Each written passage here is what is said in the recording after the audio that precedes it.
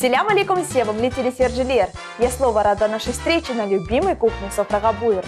Я, в свою очередь, уже спешу представить героиню нашей программы. Креативная, талантливая. Ее работы не перестают радовать многих модниц. В гостях Эльзара Куртмалаева. Стильные шляпы давно вошли в гардероб современных модниц и завоевали звание незаменимого аксессуара. Наша героиня Эльзара Куртмалаева несколько лет назад увлеклась шитьем и моделированием эксклюзивных головных уборов и воплотила свою мечту в уникальных образах. Эльзара Ханам знает, как подобрать элегантный головной убор, чтобы дополнить образ и сделать его неотразимым и изысканным. Уже сегодня на кухне Софрага Буйрнес Эльзара Ханам Куртмалаева расскажет о своем увлечении и поделится рецептом для настоящих сладкоежек.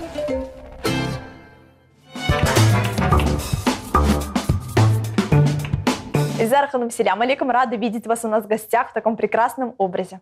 Селям алейкум, я тоже вас рада видеть, очень приятно за приглашением. Вы настроены готовить сегодня? Да, настроена. Я тоже, на самом деле, я очень люблю сладкое, но знаю, что мы сегодня будем готовить вкусный, сочный и красиво. Что это у нас будет? Это у нас будет такой вкусный пирог. Так. Назовем мы его «Фруктовая фантазия». Класс. Потому что это у нас будет пирог с фруктами, и полит он сверху будет шоколадной глазурью. Ой, рецепт для сладкоежек. Вы любите сладкое? Да, я тоже очень люблю сладкое. Сладкое поднимает настроение. Я с вами И не согласна. Чем привлекает вас это блюдо? Как часто вы его готовите? Готовлю я его очень часто, потому что, во-первых, оно очень быстро готовится, здесь нет никаких сложных ингредиентов, они всегда есть у каждой хозяйки в холодильнике. Если даже кто-то звонит, там, сейчас зайду к тебе. Быстренько Да, приготовили. Быстро, за полчаса его спокойно можно приготовить без напряжения, и он очень вкусный. Давайте перечислим наши продукты. Для теста нам нужно будет яйца, сметанка, сахар и мука. Для глазури это какао, молоко, сахар. Это будет как шоколад горячий такой получится. Фрукты могут быть совершенно разные, какие есть под рукой. И вот здесь у нас сегодня будут смородинка, вишенка, клубничка. Можно по сезону любые, какие есть фрукты. Можно и груши, да? Яблоки, груши, летом персики, то есть малина. Все, что есть под рукой, все идет в ход дела. Вот дело. Но летом это блюдо, думаю, можно так разнообразить, что оторвать взгляд будет просто невозможно. Хорошо, приступаем. Что нам потребуется для теста изначально? Берем 2 яйца. Разбиваем. Эльзара Ханум, какие теплые воспоминания вы помните с детства? Чем можете поделиться? Какой была маленькая талантливая Эльзара? Я знаю, что вы были творческим ребенком, посещали кружок ИЗО. Да, я занималась в ИЗО-студии, я очень любила рисовать. Как и все дети, была неспокойным, очень активным ребенком. Любила рисовать. В детстве любила играть с куклами и любила им шить наряды. Уже тогда вы шили наряды? По-детски, конечно, но да, у меня были куклы, картонные куклы, раньше были такие, и мы им сами рисовали наряды и крепили им такие вот. Я помню эти раскраски, Да. которые нужно было вырезать. Да, вот у меня тоже были такие вот куколки, у меня их было очень много, и вот я им сама там рисовала какие-то там платьюшки, какие-то кофточки, и крепила на них, и вот так вот и играла. Здорово. Добавляем сахар. Так, я смотрю, нам потребуется 1 стакан сахара. Телезрители, внимательно наблюдайте, что мы делаем. Никаких фокусов. Здесь все естественно и все наглядно. Что хотела бы у вас спросить? Я знаю, что в 8 лет вы открыто маме заявили о том, что вы хотите швейную машинку. Откуда такое желание? Да, было у меня такое. У меня мама всегда шила себе наряды. Не сама, ей шили, вернее. И я вот смотрела, мне нравилось. У меня тетя была, она тоже шила. Просто как это был детский каприз, наверное. Я один день сказала: мама, я хочу шить, купи мне машинку. В то время у мамы была возможность достать новую машинку, купить. И вот так она у меня простояла очень долго. Сколько раз мне мама говорила: ну не шьешь, нет, а давай эту машинку там. То есть вам купили, и вы не работали, да? Нет, наверное, не было интереса или я не знаю, что. Так не зря как-то говорят, когда чего-то хочешь, ждешь, да. переросла, может быть, ждала своего часа. Когда вы к ней вернулись, сколько лет вам было уже? Первый раз я вот села за машинку, уже когда вышла замуж, родила ребенка, вот сколько Вау, года столько было времени моему, прошло. да, 3 года было моей дочке, и вот я начала делать Иди первые. ко мне, моя дорогая машина. Да, вот она вот Настал твой час. получается. Сколько, 20 лет, наверное, она меня ждала, Надо ж. запакованная, новая. Можно я вам помогу? А как Теперь нужно перемешивать? Тщательно? Нет, не тщательно. Просто Ага. вот перемешиваем. Сейчас Так. мы добавим сюда сметанки. Ну, насколько я знаю, вместо сметаны можно добавлять и кефир. Со сметаной тесто более такое нежное, мягкое. С кефиром оно, как мне кажется, более такое воздушное. Эльзара Ханум, несмотря на то, что вы любили шить, профессию вы выбрали совершенно другую. Финансы, расчеты, цифры. Чем вас привлекает это направление? Ну, у меня мама тоже была бухгалтером, всю жизнь проработала. Тетя тоже была бухгалтером, которая шила. Она и шила, и работала. У нее образование было тоже экономическое. И когда пришло время вот уже в школе задумываться над профессией, мне очень нравилась алгебра, математика. То есть я была сильна в этих науках, расчетах? да, в расчетах. И поэтому я решила, что что-то такое экономическое, финансовое, это ваше будет мое, да. И поступила сначала в техникум, потом в институт, закончила. И работала уже по специальности, да, в финансовом отделе на государственной службе. Ну, вам нравилось, да? Да, мне очень нравилось. У нас был очень хороший коллектив. Мы до сих пор дружим, до сих пор общаемся, несмотря на то, что я уже там не работаю. Очень много приятных воспоминаний из прошлого места работы. Есть что вспомнить, да? Да, есть Здорово, что когда вспомнить. окружают такие люди, с которыми можно поговорить в любой момент. Дорогие телезрители, посмотрите, какая у нас консистенция получилась. Так. Эльзара Ханум, на данный момент есть желание вернуться в коллектив и продолжать работу? Конечно, может быть, этого коллектива уже не будет, потому что то госучреждение, в котором я работала, оно уже расформировано, и многие уже специалисты работают совершенно в других государственных учреждениях. А в профессию, возможно, когда-нибудь. Думаю, время покажет. Что мы делаем сейчас? Сейчас нам нужно добавить чайную ложечку соды и погасить ее уксусом. Хорошо. Красота. Тесто начнет подниматься. Эльзара Ханум, какие блюда вы предпочитаете больше всего? Я сладкоежка. Из всего, конечно, мне больше предпочтительнее приготовить и люблю что-то сладенькое. А именно, например, помимо такого тортика, которого сегодня нам демонстрируете, что еще любите готовить? Наверняка у вас целый арсенал рецептов. Да, я много готовлю, потому что, во-первых, дети очень любят сладкое. Это точно. Вот. Стараюсь почаще готовить, чтобы и детям было хорошо, себя тоже и всем приятно. Да. Нужно добавить муку. Дорогие телезрители, мы заранее измерили. Здесь 2 стакана муки, и мы добавляем нашу консистенцию. Мы добавляем сразу, да, либо постепенно? Постепенно, так, по чуть-чуть. Говоря о расчетах, о финансах, это все здорово. Эльзара Ханум, расскажите, с чего началось увлечение шляпками? Кто привил вам эту любовь? Откуда это все? У меня мама моего мужа тоже шьет, тоже увлекается шляпками. Так. И вот она привила мне любовь к шляпкам и заниматься этим делом. Первая вот у меня была такая шляпка. Ко мне как раз приехала подружка с Москвы. Она уже... передать ей привет, пользуясь случаем. Да, она уже видела шляпки, которые мне дарила моя свекровь. Вот, и она говорит: ой, это же сейчас так модно, давай, вот я тоже хочу шляпку, давай там что-нибудь попробуем сделать. Я говорю: да я-то и не умею ничего делать. Говорю: давай попробуем. И вот так вот мы там сели, открыли там какие-то мастер-классы, посмотрели, что там, как основа. Я не могу сказать, что это была прям такая красивая, но мы старались. Мы там цветочки сделали, вырезали, там все налепили. Какая это была шляпка? Опишите ее. Из какого материала? Как была украшена? Какого цвета? Она была черная, маленькая, как таблеточка такая. Более такая классическая. Да, классическая, маленькая черная таблеточка. Вы изготовили втайне от нее, либо это совместная работа была? И это вот мы с подружкой вместе готовили, сделали такую работку. Что она сказала по результату, когда увидела шляпку? Сказала, молодцы, да, хорошо. Конечно, я сейчас тоже, если смотрю на нее, мне хочется... Еще шляпочку, да, подготовить? Не подготовить. Я просто вижу, какая это была первая работа. Если бы мне тогда сказали, да что ты сделала? Это вообще, это разве можно назвать шляпой и так далее, то, конечно, может быть, я потом никогда бы больше и не занималась этим. Вы пошли ведь дальше. Было. С каждой шляпкой все лучше и лучше у вас были работы. Да, с каждой, конечно, это уже набирается опыт, уже каждая работа становится более аккуратнее, более красивее. И когда уже погружаешься в этот процесс, то на самом деле уже там фантазии нет никакого предела. Да, там уже творишь и вытворяешь. Какая основная задача вот на этом этапе? Разбить все комочки, чтобы тесто было без комочков, и вот оно было такое вот тягучее, как имело такую консистенцию. Не сильно жидкое и воздушное. Да, и не сильно густое.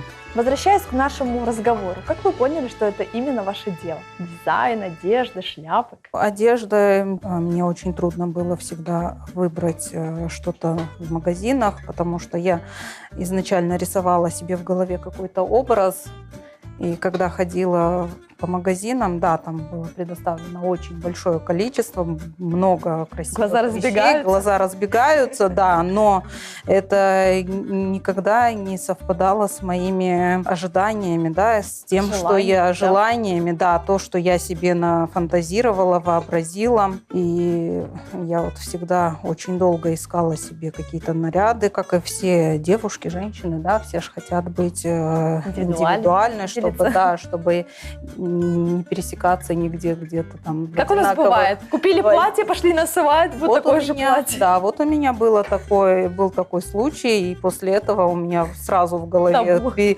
да, что все, больше никаких покупок, больше никаких магазинов, потому что мы пришли на свадьбу, и там была девушка в таком же платье. Ну, то есть это уже совсем... Обидно. Покупаешь дорогое платье и такое же у кого-то. Как бы я, причем эта девочка была совершенно с другого города, я в другом городе, мы встретились на одной свадьбе, да, опять же, совершенно в другом городе. Это и не Симферополь, то есть, с разных городов, и мы вот были в одинаковых нарядах, и как-то мне это совсем не очень понравилось. Это была именно та точка, когда вы решили, что вы больше не будете покупать одежду, да? И после этого я уже сама себе сказала, я говорю, нет, я больше так не хочу экспериментировать, потому что жизнь продолжается. Будем отличаться и выделяться. Да, и вот я начала с того, что начала сама себе шить одежду. Но акцент более на шляпках. Акцент был на одежде, потому что я себе делала одежду, и дополняла все это шляпками, потому что это было красиво, это было необычно. Опять же, люди все это замечали, всем это нравилось, то есть это было не так, да, вот обыденно, как ты появился в обществе и и слился. А здесь головной убор такая редкость? Здесь, да, головной убор, это и не феска, да, вот что это национальное, а именно, такое вот что-то... Светское что-то. Да, и, конечно, всем это очень нравилось. Эльзара Ханум, какими комплиментами вас одаривают, когда видят вас в образе с шляпой? Наверняка спрашивают, где приобрела.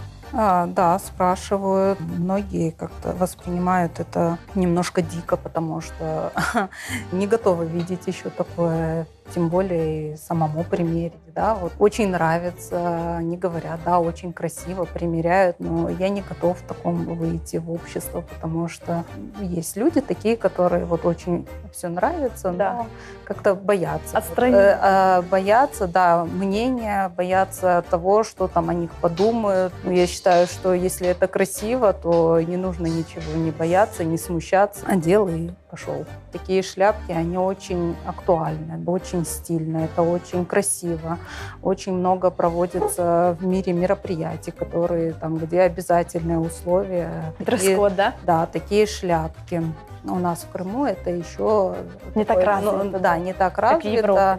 Да, это у нас еще такой вот новый такой вот тренд, да, который вот, нужно потихонечку развивать и развивать. Так, вот у нас такое тесто получилось хорошее. Вижу, у нас формочка. Мы ее смазали маслом. чтобы у нас ничего не подгорело, ничего Так. не прилипло. И будем выкладывать фрукты. Мгм. Начнем с клубнички. Можно я вам помогу? Да, конечно. И тем временем хотела бы у вас спросить, какой творческий процесс вы проходите, прежде чем создать новую шляпочку? Это все зависит от настроения, от одежды, какое, например, там будет платье или костюм, или это будет верхняя одежда, чтобы там это была или кепка, или шляпа с широкими полями. Теперь вишенку. Вишенька у нас без косточек. Мгм. Так. Чтобы это все гармонировало по цвету. В основном все взаимосвязано, да, и одежда, под которую это изготавливается, чтобы образ создавался в целом красивый, стильный, Дополняющий. гармоничный, да. Сколько времени нужно на создание таких красивых шляпок?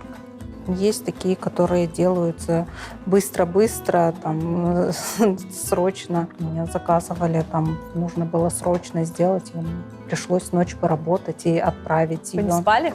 Да, потому Такой что, творческий процесс. да, потому что нужно было ее отправлять. Там девочка собиралась ехать на как раз-таки на такое мероприятие, где шляпка была основным. Она ехала в Англию на королевские скачки. Так, мы об этом поговорим немного позже.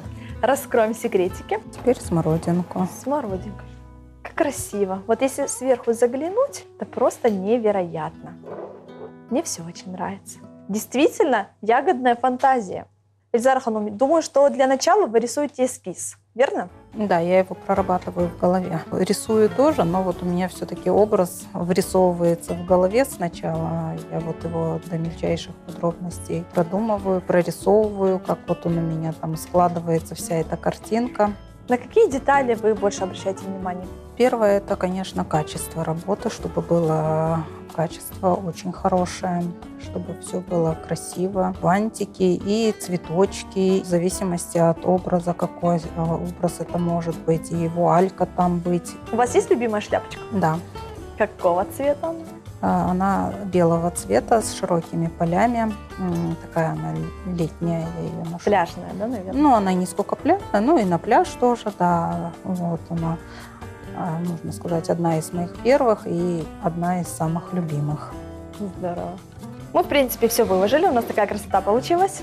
Да, теперь мы Самое это время все заливать тесто? зальем. Как она все нежно покрывается. Эльзара Ханум, расскажите о мероприятии Grameen Fashion Week. Что это было? Знаю, что ваши шляпочки также принимали участие в этих показах.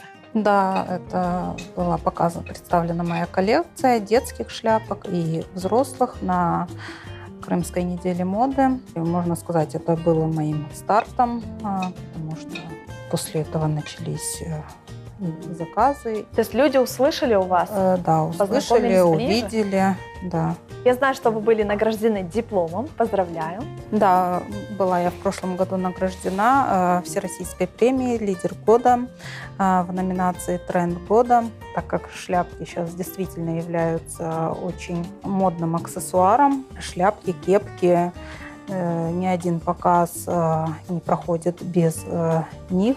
Вот, и поэтому меня заметили и Вы наградили. ожидали? Нет, не ожидала. Совершенно не ожидала. Куртмалаева Эльзара объявляют и дарят вам диплом. Что вы испытывали? Очень было приятно, конечно, неожиданно. Если говорить в целом, мотивируют ли такие мероприятия на дальнейшие действия? Да, очень даже мотивирует, потому что это все-таки чувствуешь, что не зря стараешься, не зря вкладываешь душу. Есть для кого, есть Да, спрос. да. Почему бы и нет, да? Да. Так, давайте глянем, Отправляли что у нас тут всё. получилось. Такая красота. Можно Мы это отправлять. теперь отправляем в Да. духовку, да? На какое время и при какой температуре? Ну, при температуре 180-190 градусов на 15-20 минут, а там уже в зависимости от того, там, как оно будет подниматься. и Будем выпекаться. наблюдать. Да, будем наблюдать. Хорошо.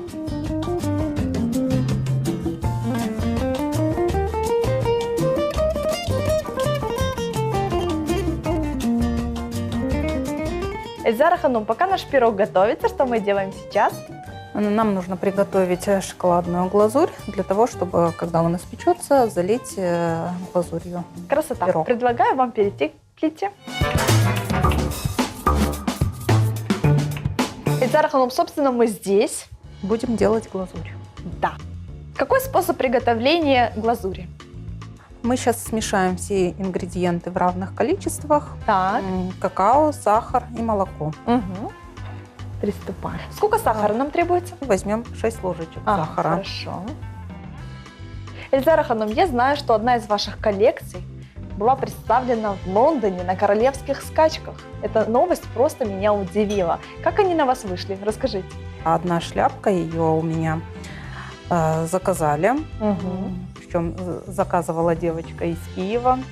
Мы так все в оперативном порядке все это отправляли ей. Вот. И очень было приятно, когда она мне сказала, что она летит на скачки. И из всего просмотренного ею материала, ну, в плане того, что сколько она смотрела шляпок, и из всех она выбрала мою.